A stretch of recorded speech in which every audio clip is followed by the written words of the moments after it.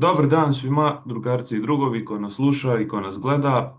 Evo danas imamo priliku tako reći da najavimo naš i prvi podcast u sad, nadam se, jednoj seriji podcasta koji ćemo praviti, Glasa revolucije. Naša današnja tema će biti Mlada Bosna, a pored toga da ćemo se baviti dekonstrukcijom građanskog društva u cijelosti. Danas evo imamo priliku da se bavimo dekonstrukciji mitova srpskog nacionalizma, dakle o mladoj Bosni. Evo imat ćete priliku da čujete o čemu će ovdje biti riječ. Danas razgovaramo sa drugom Aleksandrom Nikolićem iz društvenog pokreta Plamen, istoričarem, i drugom Vukom Popovićem, aktivistom, komunistom iz Bosne i Hercegovine, i moje ime je Nemanja iz Banja Luke, profesor filozofije, komunista i aktivista. Dakle, sad nedavno je bilo obilježavanje, dakle, datuma Sarajevskog atentata. Bilo je i momenata da ponovo čujemo rehabilitovane ideje srpskog nacionalizma, koji nam govori o tome kako je taj atentat bio baš djelo srpskih nacionalista u cilju stvaranja nekakvog, recimo, srpskog društva, dakle, i razumijevanja Bosne i Hercegovine kao srpske zemlje, dakle, u tom kontekstu. Temeljno pitanje s kojim se, dakle, susrećemo ovdje je šta jeste bila Mlada Bosna zapravo, dakle, koje su bile zapravo njene ideje. I znajući da moramo izaći, dakle, iz ovog talasa istorijskog revizionizma i posebno se posvetiti pitanjem šta je uopšte nacionalizam, dakle, sa nekim naglaskom na srpski nacionalizam. Mi o Mladoj Bosni imamo jedno bogato učenje, dakle imamo jednu bogatu literaturu. Ja sam se vrlo često susrećao sa knjigom Veselina Masleše, dakle Mladoj Bosni, studijom koja temeljito, dakle, ulazi u strukturu, dakle, tog pokreta, ideologiju tog pokreta, i, dakle, nudi jedno istorijsko iskustvo. Ali evo da ja ne budem na tom jednom filozofskom nivou da pričam o istoriji, osim o filozofiji istorije, riječ bi dao drugu Aleksandru. Dakle, šta je bila Mlada Bosna? Kakav je to bio zapravo pokret? Hvala Nemanja na ovom lepom predstavljanju i velika mi je čast i zadovoljstvo da pričam o ovoj temi, pogotovo što sad imamo ovaj novi talas srpskog nacionalizma, pogotovo u Bosni i Hercegovini, i novi talas istorijskog revizionizma kada je u pitanju početak Prvog svjetskog rata. Mlada Bosna, po mom shvatanju, je bila, ne mogu reći baš klasična organizacija, zato što prvo ona nije imala ni statut, nije imala ni program, nije imala ni članove kao što treba da ima jedna klasična politička organizacija.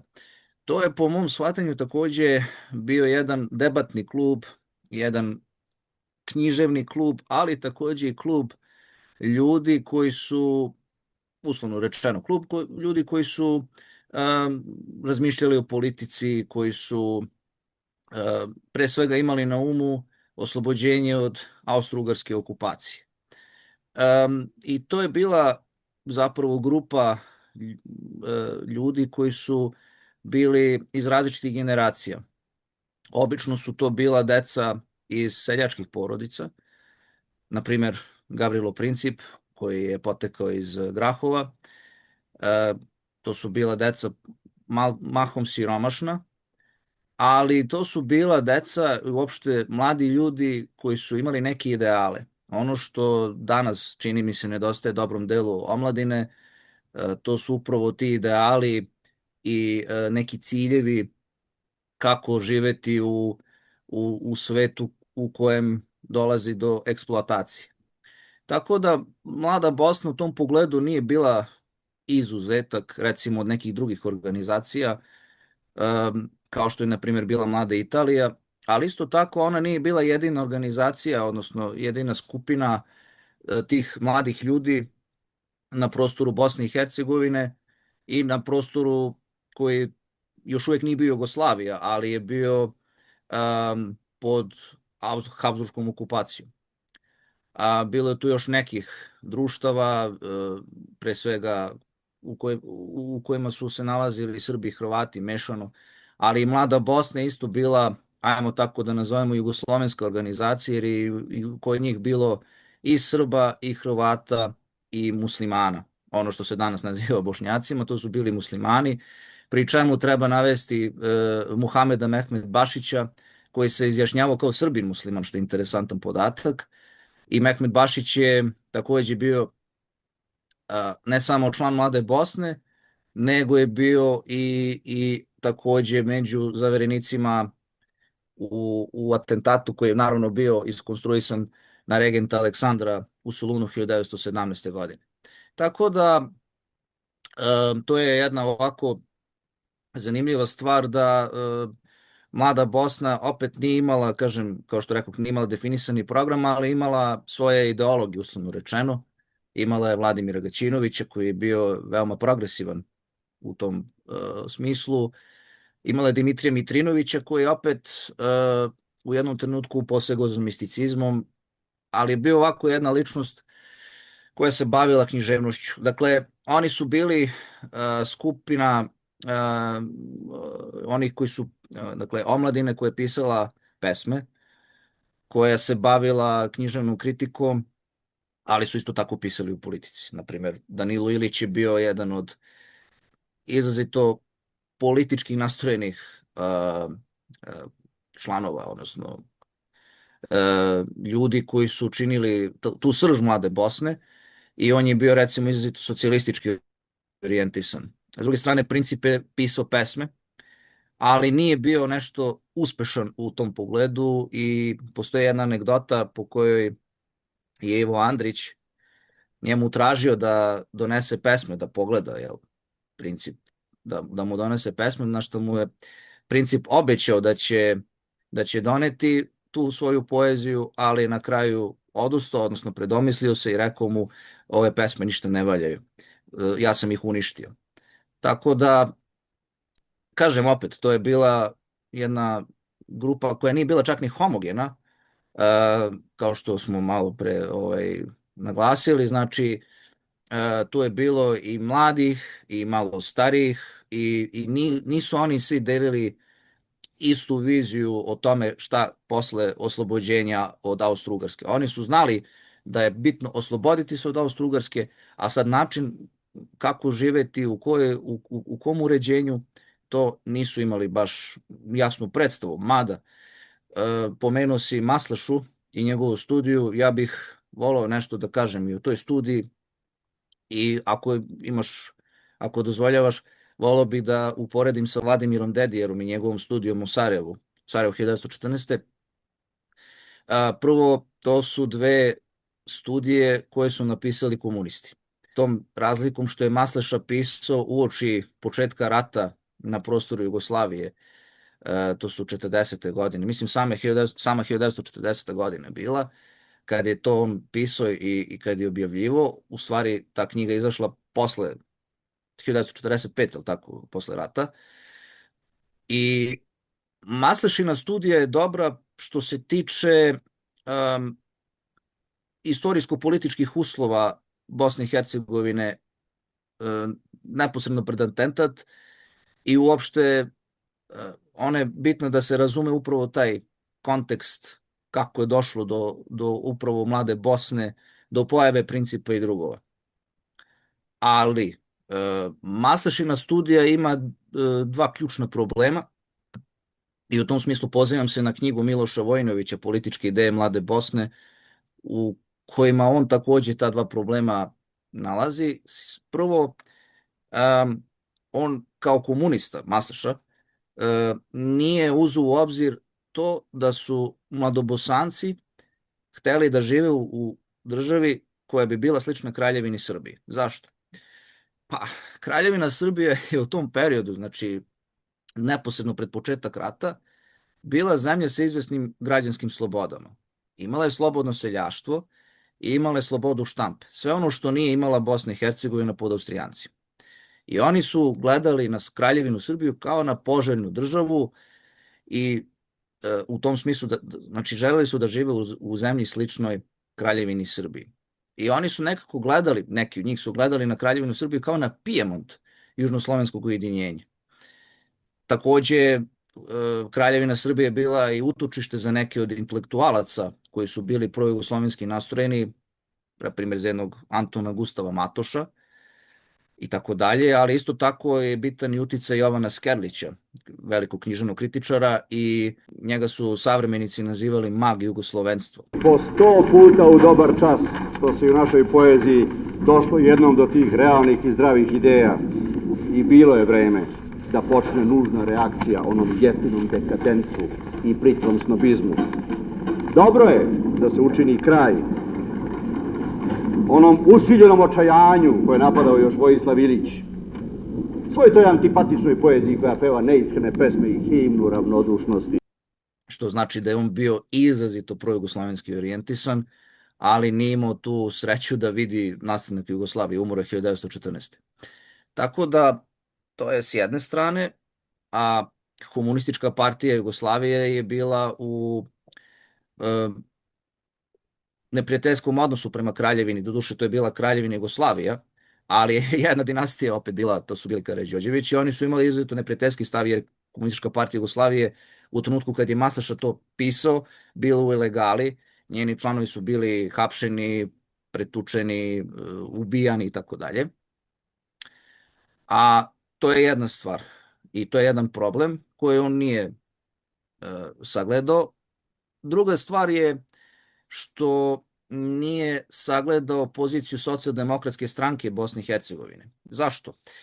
Pa Socijaldemokratska stranka Bosne i Hercegovine bila je među osnivačima Komunističke partije Jugoslavije, odnosno učestvovala je u formiranju Socijalističke i radničke partije komunista, i Danilo Ilić, jedan od istaknutih mladobosanaca i istaknutih atentatora na Franca Ferdinanda, je u listu Zvono bio izrazito kritičan prema Socijaldemokratskoj stranci, zato što ona po njegovom shvatanju nije ništa radila da bi se radnička klasa pokrenula na prostoru Bosne i Hercegovine.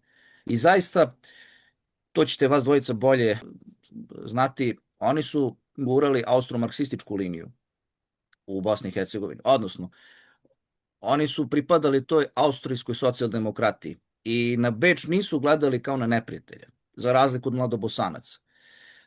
Za njih je bilo ključno da u redu možemo da formiramo Jugoslaviju, ali pod palicom Beča. I tu je takođe postojala razlika između socijaldemokrata u Evropi, pa tako, na primjer, što je interesantan podatak, opet se pozivam na Vojinovićevu knjigu, Eduard Bernstein, pa čak i Karl Kautsky su bili negativno orijentisani prema austro-ugarskoj vlasti u Bosni i Hercegovini. S jedne strane govorili su, pa to je sjajan primer kolonijalne uprave, dok s druge strane, mislim baš sam Kautsky je rekao kako je Austro-Ugarska uspostavila režim jednako brutalan onome koji je Britaniju uspostavila u Indiji.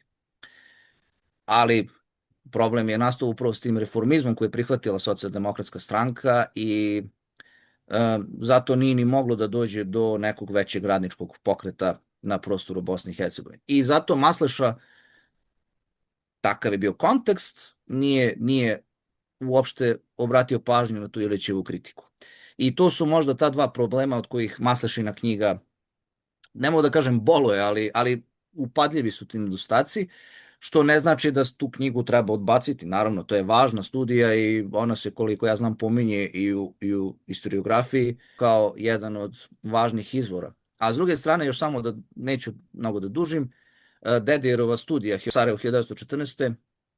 je takođe jedno epohalno delo koje je nastalo 60. godina. On je u stvari to pisao za englesko govorno područje, u stvari za čitalačku publiku koja nije bila jugoslovenska, i to je opet delo koje je bilo obeleženo velikom simpatijom prema mladobosancima, ali ona ima takođe jedan problem, što Dedijer povezuje to ubistvo u Sarajevu sa Kosovskim zavetom, odnosno on to naziva kosovskim tiranoubistvom i pokušava da poveže Principa i drugove sa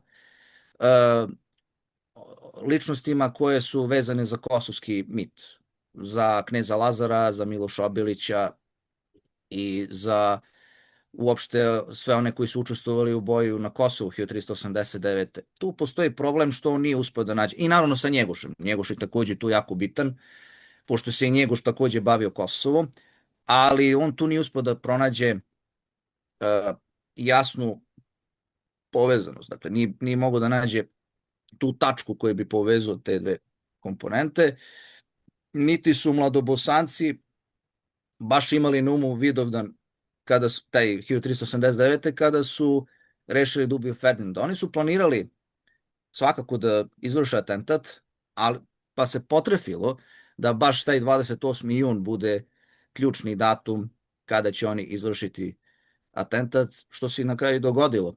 Jedino što može da se poveže sa Kosovo i mladobosancima, naravno, oni su imali u literaturi koju su čitali, imali su i te epske pesme, imali su vjerojatno su imali Njegoša, ali ono što je za mladobosance i Kosovo karakteristično bio je taj kult Srđe Zlopogleđe, jednog od kosovskih junaka iz epskih pesama, i to je Mitrinović, koga sam malo pre pomenuo. Mitrinović je taj kult, ajmo reći, razvijao, ali ne preko epske poezije, nego preko Ivana Meštrovića i njegove skulpture. On u toj skulpturi video nešto moćno, nešto što je izvanredno, i to je opet jedna romantična predstava vitezova koji su po legendi učestvovali na Kosovu.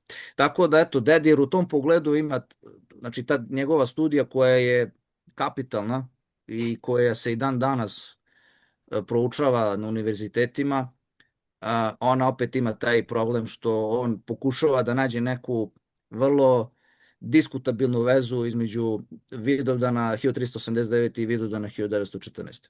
Ali to ne radi iz nacionalističkih razloga, to je on je pokušao da nađe, hajmo reći, neku vrstu antiimperialističke, ako se to može tako reći, antiimperialističke borbe između, znači, tog srednjovekovnog Kosova i sarajevskog tog Vidovdana. Tako da to je ovako jedna interesantna stvar da se uvidi, ali opet kažem, i ta studija treba da se čita, jer je Dedijer uložio ogroman istraživački trud da istraži samo poreklo mlade Bosne i principov život i tako dalje i tako dalje. Eto, nadam se da sam odgovorio. Jesi, super, hvala za uvod. Meni je ono bilo fascinantno čitajući Maslešu, dakle, ta, ajde recimo, jedna lepeza ideologija unutar samog pokreta. Dakle, Masleša tu baš objašnjava, dakle, da, ono nije tajna, postoji jedna struja koja je onako inspirisana vlastima iz Srbije, dakle, koja posmatra Bosnu kao teritoriju, traži ujedinjenje sa Srbijom, ali ta struja nije u toj nekoj, nije u značajnoj mjeri dominantna, dakle ona ne može da ovlada tim pokretom. I on se tu poredi sa idejama Petra Kočića i slično, navodi, dakle, tamo i časopise koji su objavljivani, dakle, koji su takvu stvar imali za cilj. Mislim, fascinantna stvar, vezano baš i za Petra Kočića, je da su jugoslovenski komunisti poslije rata zadržali taj njegov imidž kao oslobođenja od imperializma. Čak prvi Kočićev zbor je napravio Bošnjak iz Banja Luke, musliman čovjek.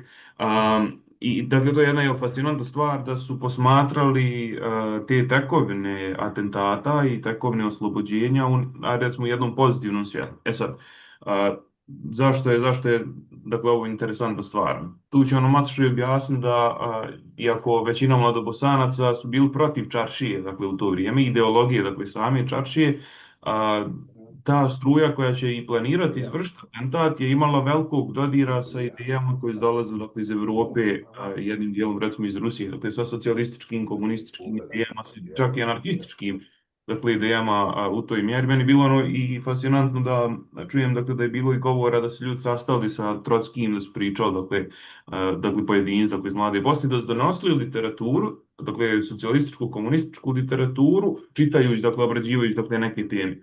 Dakle, opet kažem, vrlo jedan širok spektar.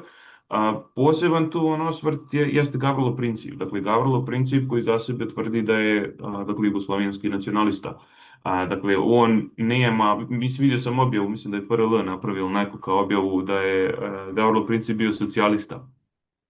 Dakle, on je bio u dobroj mjeri onako antisocijalistički orijentisan, dakle, oslobođenje je poenta, oblik društva, dakle ne ulazi toliko kako će ta država dakle, u toj mjeri i izgledati. Mislim, ono što mi je značajna stvar i što treba znati, mislim, u mladoj Bosni jeste da su u svakoj mjeri, barem ako govorimo o Gavrilu principu i ljudima koji su bliski njemu, bili antinacionalistički u kontekstu srpskog nacionalizma orijentisani. Dakle, oni nisu isključivali dakle, Hrvate, Bošnjake, ostali narodi Jugoslavije u tom aspektu, nego ujedinjenje i izbijanje. Sad tu ima ideja i o pan-slavenskoj nekoj uniji, ali kažem veoma, veoma onako široko. Dakle, oni su bili vrlo, vrlo jugoslavijanski orijentisani u tom aspektu, ono što je nekako je važno da znamo. I sad, tu je i posmatranje nacionalizma, dakle ja sad ulazim jel, u jednu više onako filozofsku dimenziju, posmatranje nacionalizma dakle kao neke progresivne kategorije. Čak bi se i danas jugoslavenski nacionalizam mogu smatrati progresivnim u odnosu na one nacionalizme koje imamo i u Bosni i Hercegovini, koje imamo dakle na prostoru dakle, Jugoslavije koja je, odnosno bivše Jugoslavije, dakle zemlje koja je razbijena. Mada tema nacionalizma je dakle jedna posebna stvar. Dakle, Gavrilo princip, dakle on dolazi iz seljačke porodice, vrlo dakle siromašne porodice. Možemo reći da je u jednoj mjeri svjestan svog dakle klasnog položaja, ali probleme dakle on nalazi u Austriji. Dakle, on problem ne nalazi u potencijalnom dakle razvoju privatnog vlasništva unutar dakle Jugoslavije, što ne bi značajno izmijenilo položaj seljaštva ili radništva, dakle kasnije, dakle, taj proces eksploatacije bi ostao manje više isti, ali ono što je on prepoznao tu jeste da je moguće ujedinjenje, tako reći, različitih naroda, kod nas je više podjela religijska nego što je kulturološka u toj dimenziji, dakle, da je ujedinjenje naroda svakako moguće. Dakle, on tu, možemo reći, postupa protivrješno, dakle, u kontekstu da moguće ujedinjenje jugoslovenskih naroda, ali da li je dakle, moguće ujedinjenje jugoslovenskih naroda sa drugim evropskim narodima. Dakle, da li je moguće u tom aspektu. Tako da njegov nacionalizam nosi jednu, dijalektički se dakle, ponaša, nosi jednu progresivnost, a staje sa što je, mislim, u kontekstu dakle, tog istorijskog perioda je jasno nekako i očekivano u toj mjeri. Dakle, nekako politika nacionalizma kod Gavrila Principa i politika srpskih nacionalista danas se astronomski razlikuju. Dakle, ne samo po pitanju da li su za Jugoslaviju ili nije za Jugoslaviju, dakle ujedinjenje tog, nego Gavrilov princip Gavrilov nacionalizam, mislim, proizilazi iz njegovog klasnog položaja. Srpski nacionalizam, dakle, kod srpskih nacionalista je potpuno identitetska kategorija, njih klasni položaj, dakle, ne zanima u toj mjeri. Dakle, tu imamo svođenje, dakle, pitanje šta jeste ideološka struktura nacionalizma, pa i jugoslovenskoj u toj mjeri, jer ukoliko, ne znam, kažemo, poenta je, ne znam, da sad narod koji su slični ili narod jedan živi, radi, stvara na jednom teritoriju, postavlja se pitanje, ok, kako je uređenje, dakle, to u društvu, koliko se, ne znam, vodimo idejama građanskog društva, nužno smo, dakle, u klasnim podjelama, koliko se vam vodimo idejama da narod vlada, govorim apstraktno, dakle, da narod vlada, odnosno oblik samouprave, postavlja se pitanje, ako je to od opšteg interesa, zašto jednostavno ne bi se moglo aplicirati na druge ljude koji žive tu, dakle, u okolini. Dakle, nacionalizam tu sam sebe nekako obesmišljava, dakle, postaje identitetska stvar i relevantna za neki društveni razvoj. Otuda se čak i srpski nacionalizam, kada danas posmatramo i u Bosni, u Srbiji, dakle, generalno postoji kao prokolonijalan. Dakle, on je uništio socijalističke samoupravne tekovine gdje je narod zapravo dakle, imao mehanizme svoje vlasti, mehanizme odlučivanja, planiranog razvoja nekako svog društva i to predao privatnom kapitalu. Dakle, da li domaćim, da li stranom, ali naravno ako predaš privatnom kapitalu domaćim, nužno će doći strani, jer kapitalizam je svjetski sistem, dakle, u toj mjeri. Dakle, srpski nacionalizam dakle, Gavrilov princip kome ne pripada, ali ga srpski nacionalisti slave, je zapravo postupio protiv onih interesa koje je Gavrilov princip imao. Dakle, postupio je za kolonijalnu okupaciju, tako reći. Gavrilov princip je dakle, bio u toj mjeri protiv toga. Ono što te volio pitati ovdje jeste u kojoj mjeri su ideje socijalizma i komunizma bile prisutne unutar mlade Bosne i kako su one a recimo djelovale, razvijale se i da li su uspjele te ljude integrisati u komunistički pokret, koji će izrast malo kasnije. Hvala na pitanju. Prvo, dao si mi malo šlagvort za Principa da ga ja malo odbranim, jer možda on bio antisocijalistički orijentisan, mada sam ja u nekim materijalima koji su mi bili pri ruci, ja sam pročitao da on ipak imao neke anarhističke poglede na društvo.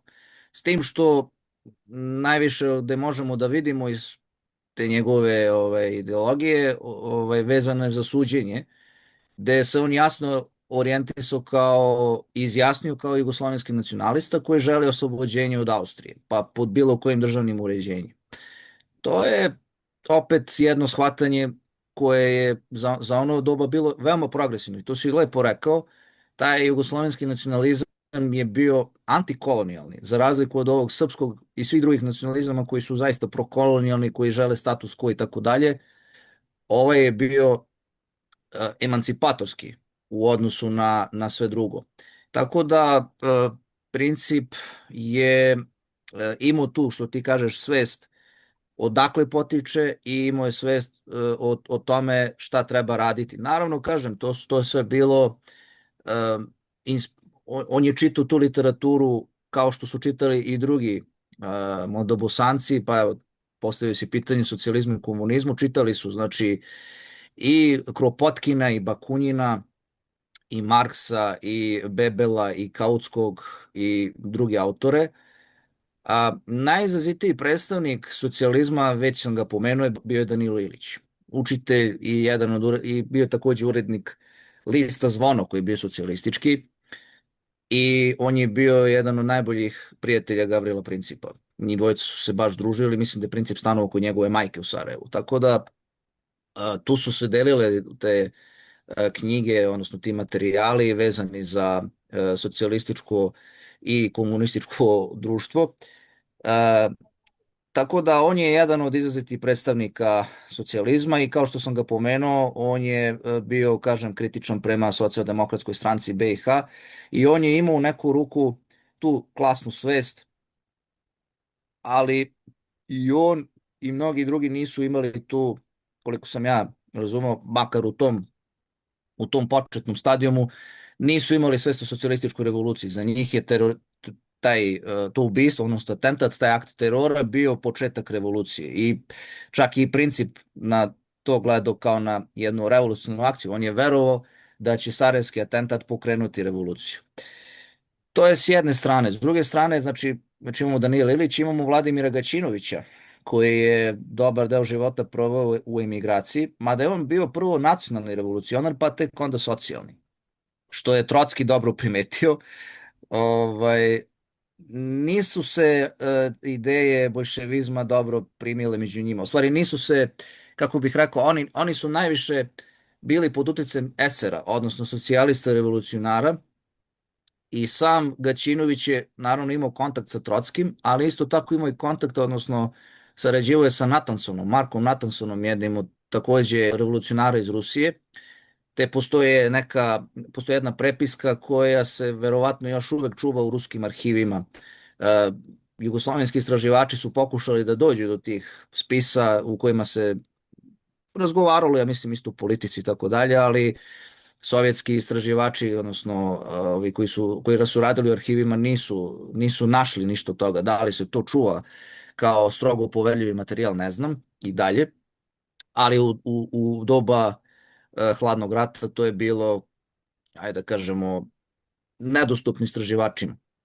I kažem opet, znači Gaćinović je bio jedan od predstavnika koji su bili progresivni, koji su bili, dakle, orijentisani prema socijalizmu, ne i prema komunizmu, ali ovi drugi predstavnici, bilo ih je, naravno, pomenuću, ako gledamo Mladu Bosnu, ako ne gledamo samo atentatora, odnosno ovaj najuži krug, znači bilo je tu i članova koji su posle prišli Komunističkoj partiji Jugoslavije, učestvovali u njenom radu, pa čak i u ratu, pa eto, pomenuo bih Pavla Bastajića, Simu Miljuša i možda najznačajnije ime, naravno Mustafa Golubića sam već rekao, najznačajnije ime verovatno Mladen Stojanović, doktor, lekar koji je znači imao te veze sa revolucionarnom omladinom, ali isto tako je i vodio narodno-oslobodilačku borbu na prostoru Kozare, poginuo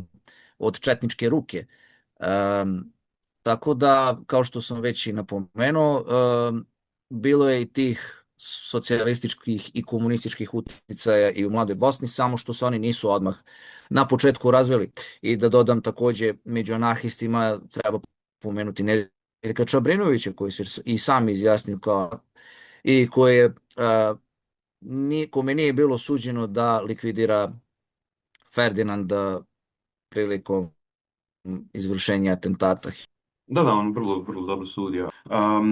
Meni je bilo ono interesantno za današnjicu, na primjer, mi danas, pogotovo ajde kod desnice, ali i kod ljevice u velikoj mjeri, koja je baš u ovom sukobu, kad je izbio sukob Ukrajine i Rusije, vrlo krahirala, možemo reći klasno. Veoma mali broj ljudi je ostao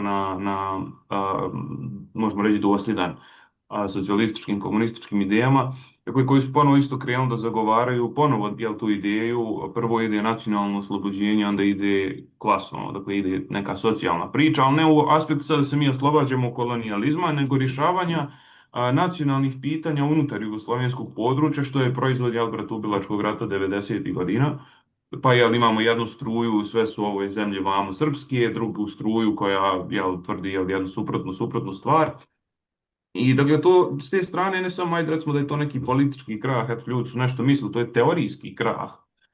Dakle, ljudi koji su navodno hipotetički izučavali marksističku teoriju, odnosno teoriju socijalizma, komunizma, dakle kao takvu. U istorijskom aspektu kolonijalizma, dakle, taj neki princip, recimo, ima smisla u određenoj mjeri, ali opet je pitanje protiv koga se ratuje, dakle, da li radnik opet puca na radnika, ili o kakvom društvenom uređenju je riječ, koje će se graditi nakon oslobođenja. U našem aspektu nacionalizam postupa vrlo reakcionarno, odnosno postupa vrlo neprogresivan. Dakle, on ne može radničkoj klasi da ponudi ništa novo u toj značajnoj mjeri, jer u suštini rješavanje takozvanih nacionalnih pitanja jeste rješavanje koja vladajuća klasa, dakle koja buržoazija će na kom teritoriju da vlada. Jer, evo, 90. godina doslovno se vodio rat oko rješavanja teritorijalnog okvira, rješavanja nacionalnog pitanja, gdje je radničkoj klasi govoreno: vi se sad borite za svoju slobodu, svako se bori za svoju državu, Srbima je posebno govorito: vi se borite za sve srpske zemlje. Šta je bio rezultat, dakle, tog rata? Mi smo vidjeli materijalna bijeda. Dakle, radni čovjek je izgubio i položaj koji je imao, dakle, u Jugoslaviji, kao onaj koji upravlja i svojim radnim mjestom i društvom, možemo reći cjelini, ako možemo mi problematizirati sad jugoslovenski socijalizam, što je jedna onako posebna tema. On je dao progresivne tekovine radničkog upravljanja. Radnik danas nema nikakvog društvenog položaja, sem to što je proizvođač tuđeg bogatstva, i tu njegova, dakle, priča o oslobođenju završava. Sad govoriti o nacionalnom oslobođenju jeste govoriti o oslobođenju nacionalne buržoazije i njenih interesa, i to je interesantna stvar, dolazi iz vrlo sitno buržoaskih krugova. Dakle, to je princip sitno buržoaskog oslobođenja, dakle, i ništa više u toj mjeri. I on jeste identitetska stvar. Sad srpski nacionalisti, kad govori o nekim svojim idejama, kad govori o nekakvom svom oslobođenju, govori vrlo apstraktno, dakle, sloboda srpskog naroda. Šta to podrazumijeva? I kako je srpski čovjek, odnosno srpski radnik, neslobodan ukoliko sarađuje sa radnikom druge nacionalnosti? Dakle, to je pitanje društvene organizacije u velikoj mjeri. Opet kažem, nacionalizam se tu ispoljava kao buržoaska ideologija, baš zbog toga što onemogućava radnika da upravlja. Jer ukoliko mi radnika izlazimo sad iz identitetskog okvira i postavljamo ga u okvirima političke ekonomije, ukoliko radnika postavljamo kao samoupravljača, dakle, ukoliko uspostavljamo sistem i planske proizvodnje i sistem radničke demokratije, u potpunosti postaje nebitan njegov kulturološki okvir. Dakle, on postaje vrlo subjektivna stvar. Zašto? Jer u ovom aspektu nema sukoba interesa. jer svi radnici upravljaju i relevantno od kog kulturološkog okvira on dolaze, u kom kulturološkom okviru oni upravljaju. Otud nacionalizam se zapravo javlja kao neprijateljstvo u tom aspektu. I sad mi, ne znam, možemo da govorimo, ima raznih ovih desničarskih organizacija, što nacionalističkih, što neonacističkih. Dakle, one u potpunosti postupaju kao ideolozi sitne buržoazije Srba, a govorimo o Srbima u Bosni i Hercegovini, dakle kao sitno buržoazsko tijelo ostvarenja interesa, dakle, vladajuće klase u toj mjeri. Jer njihov govor i dalje apstraktan. Šta je sloboda srpskog Srbina ili srpskog radnika unutar Republike Srpske? Pa ništa, sloboda da služi srpskom buržuju i to je kraj. Dakle, tu je kraj njegove priče jer on nema nikakve mogućnosti društvenog upravljanja. Tako da, pored tih principa sa modernim nacionalistima, pogotovo srpskim nacionalistima, je ne samo da je to neistorijsko, nego je vrlo apsurdna stvar. Ali evo, u idućoj sesiji, tako reći, će nam Vuk malo više objasniti. Sad ćemo prijeći na ovaj moderni kontekst, pošto imali smo priliku da vidimo čak na društvenim mrežama kako se pravi novi mladobosanski pokret, ali mladobosanski pokret za srpski narod. Naravno, nastavlja se ova propaganda srpskog nacionalizma, pa bi riječ dao Vuče tebi, dakle, o čemu je tu riječ, o čemu se radi i zbog čega se radi, tako reći, o gluposti. Hvala ti, Nemanja, na postavljenom pitanju. Ono o čemu se tu radi jeste sljedeće. Znači, ono što prvo bode oči jeste upravo sam naziv koji kaže Novi mladobosanski put za srpski narod u Bosni i Hercegovini.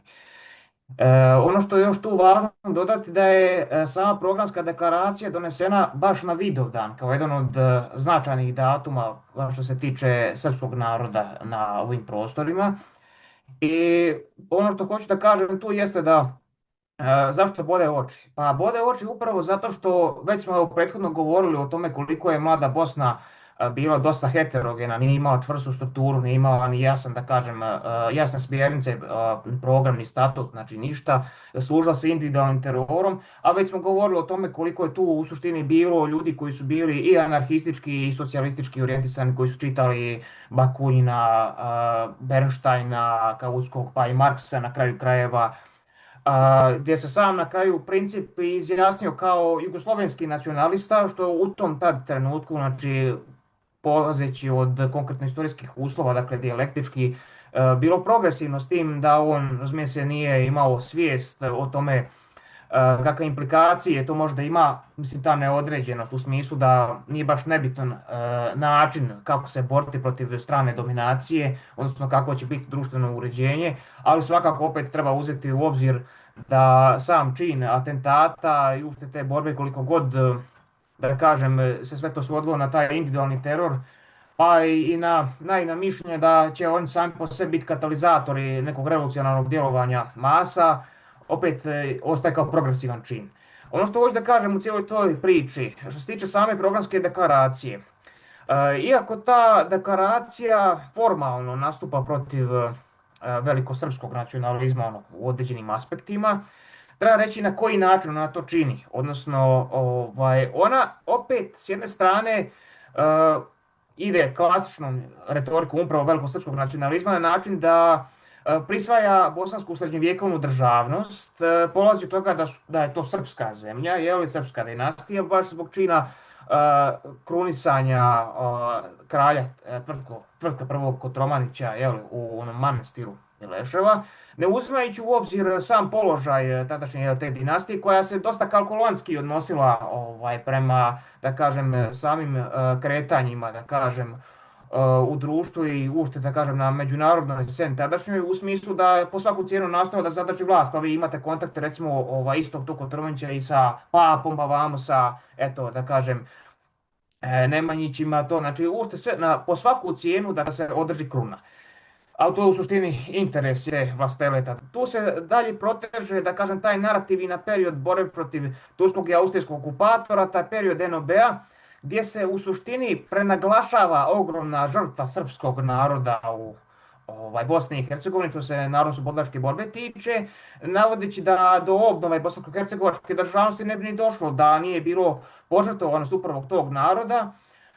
zanemarujući da kažem, karakter narodnooslobodilačke borbe je bio takav da u okviru nje, iako sad opet diskutabilno je u kom periodu, znači mi od 41. imamo, razumije se, kad govorimo o nacionalnom aspektu, mislim, prisustva, brojnosti, najviše srpskog naroda, nešto manje dosta pripadnika drugih kao što su Hrvati, Muslimani i tako tome slično, ali on se vremenom povećavao, da kažem. Ono što oni tu zanemaruju jeste da u suštini nije, da kažem, nikakav poseban ujedinitelj tu postojao, da kažem, ili oslobodilac u smislu nekog naroda. Znači, dakle, konstituišući element nove Jugoslavije, socijalističke, nije bio srpski narod, nego je u suštini bila radnička klasa i njena avangarda Komunistička partija Jugoslavije kao snaga svih naroda i narodnosti Jugoslavije. Da partija tadašnja, dakle Komunistička partija Jugoslavije, nije bila oslobođena nije bilo oslobođena svih vrsta nacionalizama, ona ne samo da ne bi preživjela sukob sa Stalinom 1948. godine, nego ne bi čak došli ni, da kažem, prvo i prije svega u eksperimentalnog, da kažem, poduhvata, kako se to ispravo smatralo, uvođenja radničkog samoupravljanja, nego ne bi uopšte došlo do daljeg razvitka istog. Dakle, ne bi imali ništa od svega toga. Ono što je bitno u cijeloj toj priči još reći, kad se govori o kritici koju ona daje, kao djelomične kritike velikosrpskog nacionalizma, ona to vrši na način da kritikuje koncept srpskog identiteta u Bosni i Hercegovini, ali ne zbog toga što mu je baš bila prava uloga kada je stvaran u ratu nasuprot službenom propagandnom narativu o tome da je to u svrhu slobode srpskog naroda, što je dosta apstraktno i buržoaski zvuči, to se zna. Već zbog toga što je kako to samo deklaracija navodi, jedne od ključnih konstitutivnih snaga antifašističke i antikolonijalne obnove zemlje, srpski narod redukovan ili na svojevrsni refugivni srpski entitet u okviru međunarodnog Dejtonskog protektorata ili, kaže, socijalno, politički i simbolički poniženu manjinu u entitetu Federacije Bosne i Hercegovine. Tako da, tu se s jedne strane Republika Srpska kritikuje, dakle, kao nesposobna za emancipatorski potencijal srpskog naroda, gdje se uopšte ne govori o tome kakav je to poseban potencijal nekog naroda, mislim, zbog čega to bilo kojem narodu bi trebalo kao da pripada nekakva rukovodeća, hegemonistička, da ne kažem, pijemonska uloga. S druge strane, da kažem, se drži kontinuitet narativa o srpskom narodu kao narodu ujedinitelju i uopšte se označava cjelokupna istorija Bosne i Hercegovine kao pretežno srpska, A ono što je tu bitno, tu se poziva, razumije se, to jest, iako se govori kritički, mislim, opravdano se govori protiv koncepta ovog kalajevskog bosanstva koje negira uopšte više nacionalni karakter Bosne i Hercegovine. Opet se s druge strane tu poziva iz konteksta izvađen citat Đure Pucara Starog o progresivnosti srpskog naroda koji je kao prednjačio u izgradnji bosansko-hercegovačke državnosti, da bi se prešlo na, u suštini, pozivanje na Rodoljuba Čolakovića i njegove optužbe koje on vršio u svojem dnevniku poznatom na račun Hamdije Pozderca kao tadašnjeg republičkog rukovodioca u Bosni i Hercegovini, a onda kasnije već i saveznog, ali to dolazi dosta kasnije, a takozvano kabinetsko izmišljanje istorije naroda Bosne i Hercegovine. Dakle, ističući da zajedništvo naroda Bosne i Hercegovine nije bilo sve do pojave radničkog pokreta, te činjenicu da je ustanak Husein kapetana Gradaševića bio ovjekovečenje samovolje bosansko-hercegovačkih feudalaca i pljački uopšte aga i begova tadašnjih. Tu se u suštini ono što se radi, napada se Pozdercova kritika buržoaske historiografije koja govori o masama muslimanskog, srpskog ili hrvatskog naroda kao povlaštenim, naglašavajući da u suštini Hamdija Pozderac naglašava da Turska država je tlačila i bosanske muslimane, Austrougarska i bosanske Hrvate, a stara Jugoslavija, to je Kraljevina Jugoslavija, i bosanske Srbe. Tada u osnovi svojoj postoji klasni interes, a stvarni interes mase bilo koje etničke strukture bio je oduvijek isti kao i drugih dviju. Dakle, u skladu sa tim Pozderac zaključuje da turska vladavina koja je privilegovala vladajuće slojeve iz muslimanske strukture nije, dakle, to zajedno je sa tim vladajućim krugovima prolila i potoke krvi upravo bosanskih muslimana, tu znači govorimo s tog aspekta evo gušenja te na kraju krajeva bune koja je bila u suštini jedan autonomistički poduhvat Husein kapetana Gradaševića gdje u suštini su nastradali i obični da kažem pripadnici raje muslimani na kraju krajeva. Onda imamo slučaj što se tiče Hrvata da on za vrijeme Austro-Ugarske nisu sve čak do 1899. godine mogli osnivati čak i pjevačka društva pod hrvatskim imenom. Pa onda stara Jugoslavija koja je svoje unitarističko-centralističkim uređenjem bilo je izraz interesa tadašnje Beogradske čaršije, kako to Hamdije navodi, zapostavljala čak i bosanske Srbe, kao i muslimane i Hrvate. A Bosna i Hercegovina je za vrijeme stare Jugoslavije jedna od najviše zapostavljenih zemalja, da kažem, tadašnji u okviru Jugoslavije, pa to je tako da kažem je osjećalo jednako i srpsko i hrvatsko i muslimansko stanovništvo. Dakle, tu Hamdija uopšte ne izmišlja, ne navodi nikako da kažem izmišljeno zajedništvo, već razdvaja stvarno činjenično stanje i razvojne procese od buržoaske nacionalističke propagande. A Čolakovićeva kritika, ona ima dosta tu mana, kao polaznu osnovu teorijsku u dobroj mjeri se naslanja na narativ buržoaske historiografije koja je u suštini bila predmet Pozdečeve kritike. Dakle, a zašto? Pa zato što u suštini tu je s jedne strane ne samo taj utjecaj, već i na kraju krajeva utjecaj tadašnje Kominterne koja je bila u toj staljinskoj fazi, mislim već, pa je onda da kažem pod utjecajem toga i Rodoljub Čolaković je na kraju kao neko koji je bio jedno vrijeme u emigraciji u SSSR-u formirao pod tim i bez obzira na kasnije da kažem dešavanja da kažem koje su bile i veliki da kažem problem sa rukovodstvom tadašnje Bosne i Hercegovine partijskim i državnim ujedno da kažem to jest republičkim 48. Uspio se nekako uspio prihvatiti otpor KPJ UŠTC-a KPJ Staljinovog hegemonizmu, ali nije se do kraja riješio tih recidiva, da kažem, staljinističkih shvatanja koje je nažalost imao. Dakle, ono što je bitno u cijeloj priči još reći da se u nastavku zagovara čak povratak srpskog naroda tekovinama Zavnobiha nasuprot logike entiteta. Međutim, tu se naglašava nužnost preispitivanja komunističkog razdoblja, kako se to naziva, gdje se odbacuje mehanički povratak tekovinama NOB-a u smislu kao odbacuju se rigidne forme državnog ateizma i normativne kontrole nad religijskim životom. Gdje se uopšte ne uzima u obzir da u socijalističkoj Jugoslaviji, ako izuzme one prve ratne godine gdje kažem po uzoru na SSSR je bilo tih da kažem tendencija, iako one nisu u potpunosti uživale, da kaže, baš podršku samog rukovodstva, pa i dosta velikog dijela partije, ušte samog članstva KPJ tada, u smislu tog odnosa prema religiji. Znači, kada mi pogledamo već u tamo 50. godina pa nadalje u Jugoslaviji, znači svako živ ko nije imao nikakve veze sa samom partijom, slobodno je mogao da ide i u crkvu i u džamiju, dakle bilo gdje. Jedino što se u programskim dokumentima Komunističke partije, odnosno već kasnije i Saveza komunista Jugoslavije, navodi i navodilo se da članstvo u Savezu komunista nije spojivo sa religijskim opredjeljenjem. To je jedino što je bilo.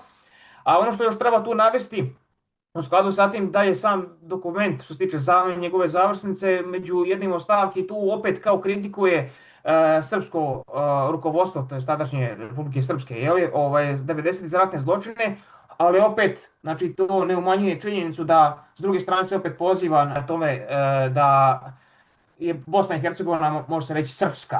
Znači, on dalje ne odustaje od tog narativa. Znači, jedino znači, kritikuje taj koncept, pa na neki način zato što se zadovoljuje sa jednim dijelom Bosne i Hercegovine, što i nije protegao pitanje, da kažem, srpskog naroda na nivou cijele, odnosno po svaku cijenu na neki način da faktički se, da kažem, kao interes srpskog naroda realizuju u cjelokupnoj Bosni i Hercegovini, ali u građanskim okvirima. Znači u okvirima građanskog, odnosno buržoaskog ili kapitalističkog društva. Da, hvala na super uvodu. Meni je bilo, čim sam vidio, tako reći čim sam vidio tu stranicu i dizajn kakav imaju sve, bilo mi jasno da se radi o nekom obliku srpskog nacionalizma unutar Bosne i Hercegovine. Zato kažem, to je sad već jedno pitanje za promišljanje. Dakle, šta ima srpski narod tu? Isto kao što ono možemo pitati što je trebalo neko pitati 90. godina, pa šta to ima srpski narod od toga što će se razviti ili Jugoslavija ili što će se stvarati entiteti na području Bosne i Hercegovine ili šta na kraju krajeva ima srpski narod od toga što su stvarane neke srpske autonomne oblasti, dakle po Hrvatskoj. Šta imaju i drugi narod od tog što će zamijeniti socijalistički sistem kapitalističkim, pa neće imati ništa. I to se u praksi pokazalo kao tako, neće imati ništa sem što će domaća buržoazija, dakle privatnici, politička elita da upravlja sad i da ima potpunu kontrolu i nad javnim budžetom i nad ekonomijom, dakle nad viškom vrijednosti kog ti ljudi stvaraju. Dakle, šta ovaj pokret u suštini nudi nešto novo za narod u Bosni i Hercegovini? Ništa ne nudi novo, sem što nudi neki novi oblik ratnih sukoba, dešavanja i potencijalno novih genocida koji se trebaju tu desiti, zato što je Bosna, kako kažu, srpska zemlja. Prije svega je meni to apsurdno neku zemlju, neki teritorij odrediti kao teritorij koji isključivo mora da pripada određenom narodu. Dakle, i tu se postavlja pitanje šta znači pripadati jednom narodu u tom aspektu, da li je to zapravo narodno, dakle, da li govorimo o društvenoj kontroli nad tim prostorom, dakle nad ekonomijom, nad politikom, pa čak i nad proizvodnjom svijesti u tom aspektu, da li su svi uključeni ili živimo jedne aspekte privatnog vlasništva. Dakle, ovo je pitanje staro, možemo reći kao i samo privatno vlasništvo. Dakle, recimo i veličanje tvrtka, ovo baš svi to spomenuo, dakle da je bosanska vlastela, dakle u to vrijeme vrlo, vrlo mudro vagala između dvije strane i na kraju, dakle kad su došli Turci, velik dio te vlastele ih je i prihvatio da bi sačuvao svoje privilegovane položaje. Dakle, to je dakle, pitanje odnosa privatnog vlasništva sa dakle, tom stvarnosti. Mi imamo Srbi i Hrvati svojataju tvrtka, imamo bošnjački nacionalizam koji ga svojata kao nekako utemeljitelja bosanske državnosti. S druge strane, objektivna stvarnost nam objašnjava da je bosanska vlastela kao i svaka druga vlastela prije svega bila okrenuta protiv vlastitog naroda nad kojim je upravljala. Dakle, feudalni sistem je bio jednako eksploatatorski kao i kapitalistički ili ranije kao i robovlasništvo. Dakle, narod kao većina populacije u tom svijetu, u tom društvu nije imao ništa. Dakle, mi nemamo ništa od tog što ćemo prihvatiti tvrtka, recimo, ako govorimo o tvrtku za primjer. Dakle, on je zapravo vrlo nazadna istorijska, recimo, ličnost, uloga, odnosno njegov položaj je vrlo nazadna istorijska uloga, ono koči dakle, taj progres. Mislim da je razlog baš zašto se određene zemlje koje su čak zajedničke, kao što je bila ili Jugoslavija, ali kao što je ostala Bosna kao mala Jugoslavija u tom aspektu, svojataju i zašto se toliko stvara ta mitologija srednjevjekovlja, jeste baš zbog toga da opravda buržoasku vladavnu, dakle da opravda vladavnu privatnog vlasništva, jer imamo privatno vlasništvo u svojoj feudalnoj fazi, imamo ga sad i u kapitalističkoj. Poenta je da imamo privatno vlasništvo, dakle da imamo samovolju vlasti, samovolju birokratije i legitimnost te samovolje se traži u istoriji. Dakle, traži se i to ne samo u recimo istoriji kao bazi podataka, kao bazi istorijskih činjenica, nego u istoriji kao mistifikaciji. I zato to je mit u suštini priča i o tvrtku i o Lazaru na Kosovu i sve. Dakle, to je jedna vrsta mita gdje se izlazi iz političko-ekonomskih okvira i ulazi u jednu vrstu identitetske politike. Dakle, šta konkretno radni čovjek ima od ovog pokreta, ili nebitno, može biti bilo koji pokret, recimo šta ima od građanskog pokreta Bosne i Hercegovine koji se razvijao već nekih 30 godina i govori o nekakvoj unitarnoj Bosni i Hercegovini, građanskoj, zajedničkoj, za sve šta ima radni čovjek od tog, dakle, Srbi i Hrvati, Bošnjaka, pa nema ništa, dakle, ima bosanski kapital srpski, hrvatski, bošnjački buržoazije, dakle, ima materijalni interes odatle. Dakle, mislim, u toj mjeri kad govorimo o nacionalizmu, dakle, kao ideologiji, čak koja se ispoljava i unutar ovog pokreta, jer ona govori, ta ideologija govori o dobrobiti naroda, ne objašnjavajući na kojim osnovama leži ta dobrobit. Ako je to neka neki teritorijalni prostor gdje Srbi mogu slobodno da žive, šta podrazumijeva dakle ta sloboda? Kako slobodan ukoliko iznad tebe vlada kapital, bar nebitno da li on srpski ili hrvatski, bošnjački, austrijski, kakav god kapital i dalje ostaje kapital. Sa druge strane, nacionalizam tu stvara permanentnu ugroženost vlastitog naroda, zato što sprovodi interese svoje buržoazije. I jednako će ga i drugi nacionalizam drugog naroda sprovoditi, dakle, u toj mjeri i gledat će zajedničke teritorije, dakle, kao svoje.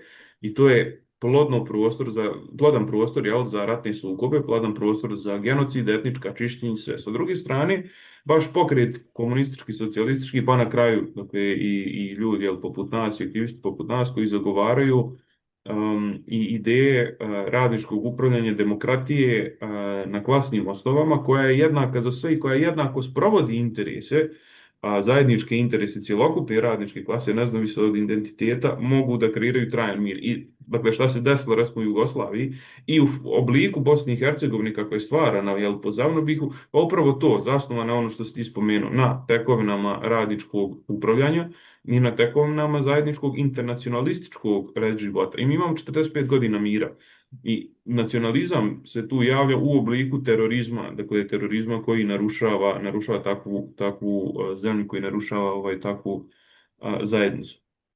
Tako da ja ne vidim ništa progresivno u tom pokretu, sem u još jednom nacionalističkom pokretu, možda čak i pokret opozicije srpskog nacionalizma, dakle u Bosni i Hercegovini, slično na Vukanov pokret, koji u narodu onako je vrlo simpatičan, zato što je Vukan vrlo otresit, riječiv, onako i vrlo kritičan, ali i dalje ostaje u okvirima kapitalističke politike i srpskog nacionalizma i shvatanja Bosne kao srpske zemlje. Mislim da sa druge strane, čak i kad bi govorilo o nekom mladobosanskom pokretu koji nije nacionalistički orijentisan, a da ostaje samo u okvirima Bosne i Hercegovine, dakle to i dalje je zadržavanje u okvirima građanskog društva, u okvirima kapitalizma, kapitalističke eksploatacije, jer sad nije poenta da se veliča Bosna, eto kao to je multietnički prostor, svi tu žive, prozori od čokolade, zid od marmelade i slične stvari, nego je poenta ujedinjenje naroda unutar Bosne i Hercegovine, koji će biti korak za ujedinjenje, dakle, naroda na prostoru Jugoslavije, Balkana, pa govorimo o svjetskoj revoluciji, govorimo o svjetskim okvirima, da bi se dala neka progresivnost. Mene zanima, Vuče, sad kako ti posmatraš ovaj pokret, recimo njegov značaj među omladinom. Danas mi imamo dosta nacionalističkih omladine, imamo dosta nacionalističkih organizacija. Šta ti misliš, zbog čega je nacionalizam kao nekakva, recimo, ideja uzeo maha u toj mjeri? Iako smo mi, dakle, ljudi koji smo klasno svjesni i obrazovani u toj mjeri, svjesni njegove reakcionarne i besmislene prirode. Dakle, kako, recimo, ovaj pokret, sad o kojem smo govorili, mladobosanski novi, kakav je utjecaj među omladinom?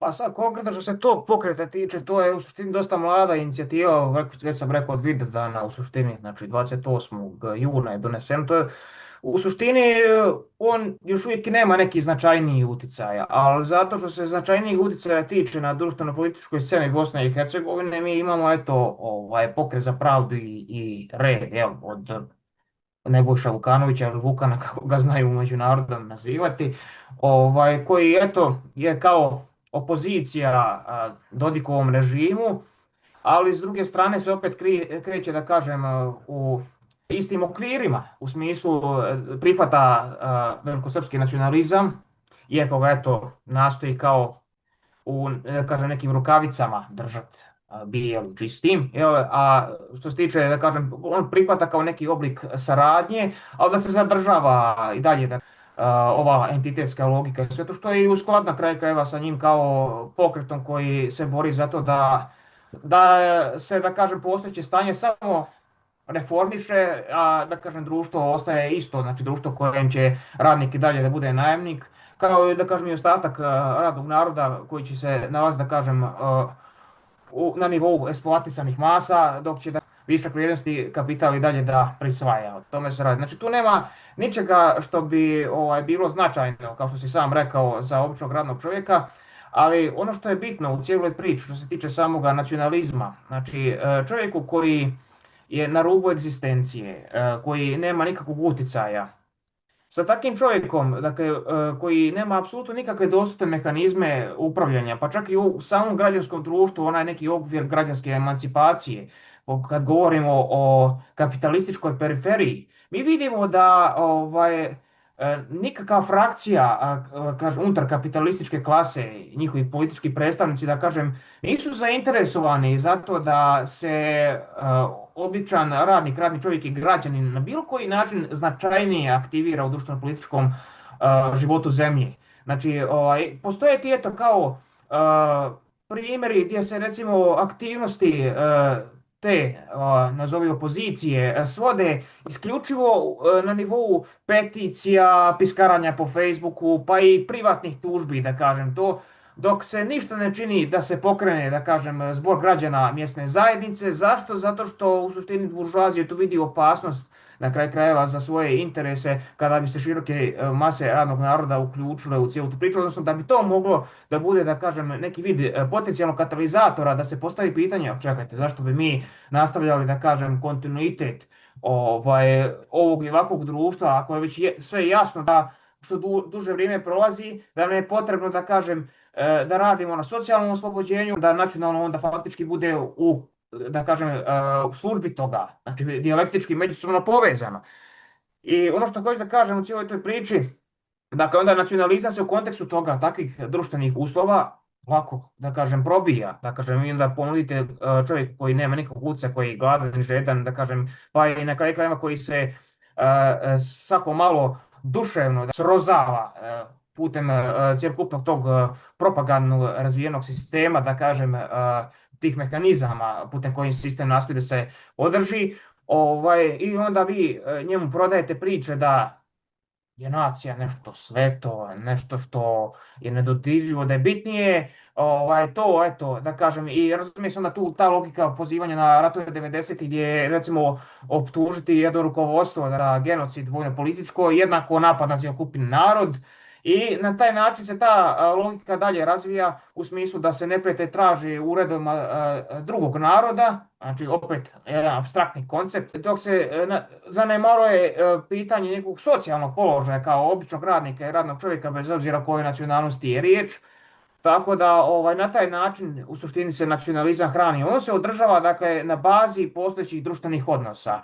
Pa na kraju krajeva kad govorimo i o prošlosti, čime se on tu još hrani? Pa on se hrani na kraju krajeva i problema i nedostacima druge Jugoslavije, da kažem, razvojnoj toj problematici.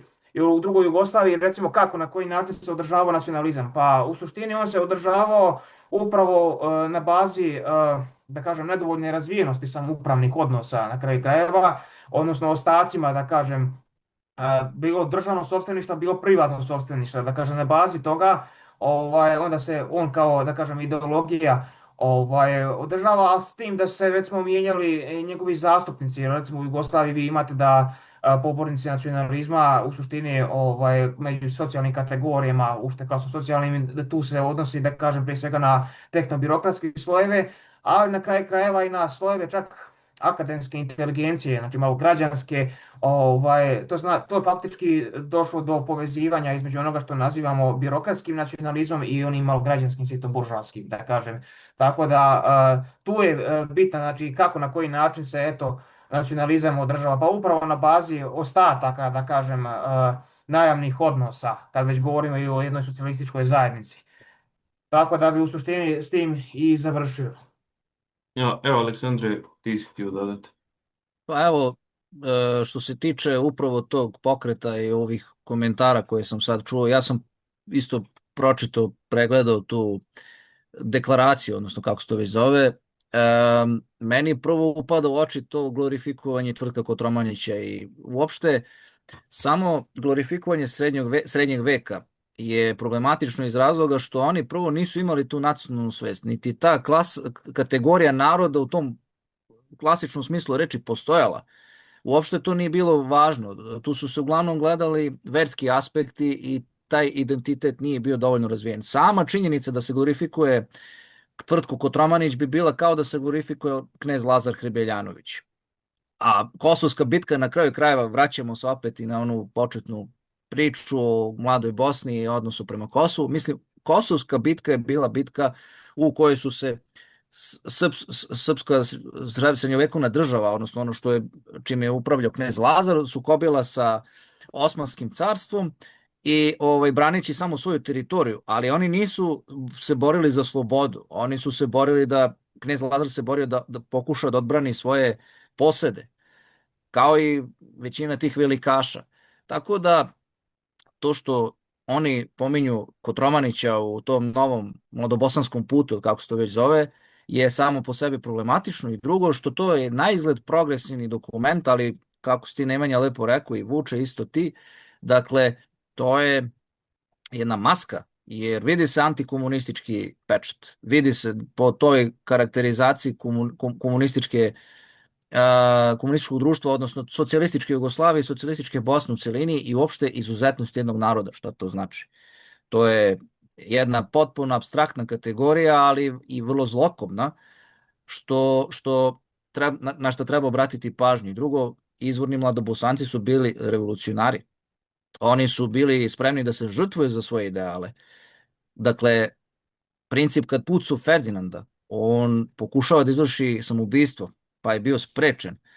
Pre toga Bogdan Žerajić puca u generala Varešina, koji je bio poglavar Bosne i Hercegovine 1910. i uprkos tome što je 5 puta pucao u njega, 6. metak iskoristio da izvrši samoubistvo, verujući, nažalost bio u zabludi, da je ubio Varešanina.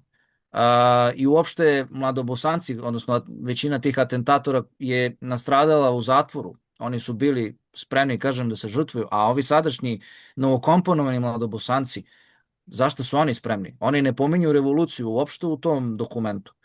Da li će oni izaći na izbore u nekoj koaliciji? To je smešno. To je zaista smešno i to je jedna apropriacija imena Mlade Bosne, koja je po meni opasnija nego što, recimo, u Srbiji postoji jedna prodavnica koja se zove Princip, gde prodaju one dukseve, majice, uopšte proizvode sa nacionalističkim motivima, a uzeli su ime Gavrila Principa, koje apsolutno nema veze sa srpskim nacionalizmom, već, kao što smo rekli, ima veze sa Jugoslavijom, sa revolucijom i sa nekim progresivnim tendencijama. A ovo je sve regresivno i ovo je jedan put pogotovo u Bosni je put koji ne bi trebalo ponovo ići. Jer Bosna je osetljiva. Mislim, ja živim u Srbiji, poreklom sam sa prostora Bosne i kako ja odavde pratim prilike, svaka nova inicijativa koja nije progresivna, koja ne ide ka zbližavanju sva 3 konstitutivna naroda, je veoma opasna. I ako se budu dalje forsirali torovi, nama kao društvima neće biti dobro. Mi moramo da se zalažemo za spajanje, za zbližavanje, ali ne po tim nacionalističkim osnovama da se prave neke nove države, neke savezne republike, kao što postoji u glavama određenih nacionalista, već da se zaista ukrupnjujemo u neku novu socijalističku tvorevinu. Nešto što je bila Jugoslavija od 45. do 90. da pravimo nešto treće što bi opet bila neka vrsta Jugoslavije. To je, recimo, moj lični politički stav kada je u pitanju budućnost ovih prostora. Jer mi drugačije ne možemo. Mi kada smo razdvojeni, mi smo slabi. Mi smo na udaru globalnog kapitalizma, mi smo na udaru kompradorske buržoazije. Tako da to je ono što ovaj dokument ne prepoznaje. Tako da on je u nekom smislu progresivan, nominalno progresivan, ali u stvari to opet je jedna maska i o tome treba voditi računa.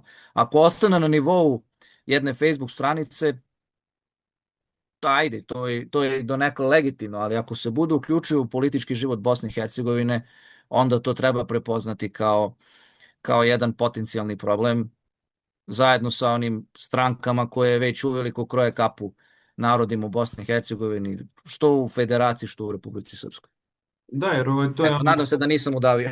Ne, nisi super se objasni. To je stvarno ono pitanje koje se svodi na to ko upravlja.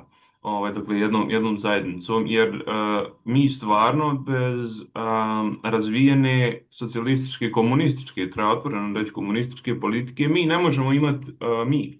Mi ne možemo imati slobodno društvo, mi ne možemo imati ni razvijeno društvo, a ni u bilo kojoj mjeri, jer svi politički sukob koji mi imamo u Bosni i Hercegovini, ali ovo ne mora ostati samo na nivou Bosni i Hercegovine, ali svi politički sukobi, dakle, kojih imamo, proizilaze iz sukoba interesa buržoazija. I, jel, ko što Marks kaže, jel, dobro je shvaćen interes, dakle, mi imamo sukob interesa unutar vladajućih klasa, dakle, koja stranka, koja partija, koja buržoazija će da upravlja određenim teritorijom, njegovom politikom, njegovom ekonomijom, dok radnici koji, dakle, radnička klasa, koja ima jedinstven interes, a vi kad pitate radnog čovjeka, pa šta ti želiš? Ja, koja je tvoja neki životni cilj? Pa želim da stvaram, želim da živim, želim da imam porodicu, želim da uživam u životu. I to možete biti koji god hoćete radnika, od Bosne do Lihtenštajna, što bi se reklo, reći vam istu stvar. Dakle, radnička klasa tu ima jedan interes, ali radnička klasa nema svoje politike. Nema je u Bosni i Hercegovini, nema je čak ni u Evropi. A nešto malo komunističkih nekih pokreta koji se stvaraju postali. Dakle, nema legitimnog predstavnika svojih interesa. I naravno da će u tim momentima straha, krize i nesigurnosti da bude izmanipulisana i ode na stranu buržoaskog nacionalizma i jel, na kraju dana eventualno i strada u nekim njihovim sukobima misleći da radi dobru stvar. Dakle, tek stvaranje legitimne političke opcije, stvarne političke opcije radničke klase može s jedne strane trajno da zaustavi besmislene sukobe, osim pošto ćemo sigurno voditi klasni rat, dakle u toj mjeri eventualnu budućnost, a s druge strane može da stvara zajednicu ravnopravnih ljudi, dakle jednu ravnopravnu društvenu zajednicu, ujedinjavajući ljude prema jednom opštem interesu, interes koji je svima u cilju. Naravno, cijena toga je razbijanje buržoazije i buržoaskog interesa, ali bože moj, to je dobra stvar u toj mjeri. Ja se iskreno nadam da će čak i ovaj podcast na neki način da posluži kao inspiracija ljudima koji su voljni da prave stvarne društvene promjene od istorijskog značaja, od značaja, možemo slobodno reći, čovječanskog, a mi smo svakako otvoreni za saradnju i da nam se pridruže u našem radu. Tako da ja vam se zahvaljujem što smo otvorili ovu temu. Nadam se da ćemo se ovako čuti i opet idući put na idućem podcastu. Pa ja vas pozdravljam. Hvala Pozdravljamo Nemanja, i tebe. bilo mi je veliko zadovoljstvo i drago mi je da smo prodiskutovali o ovoj temi i o budućnosti ovih prostora. Do sljedećeg puta, svako dobro. Zahvaljujem se svih učesnicima ovoga podcasta.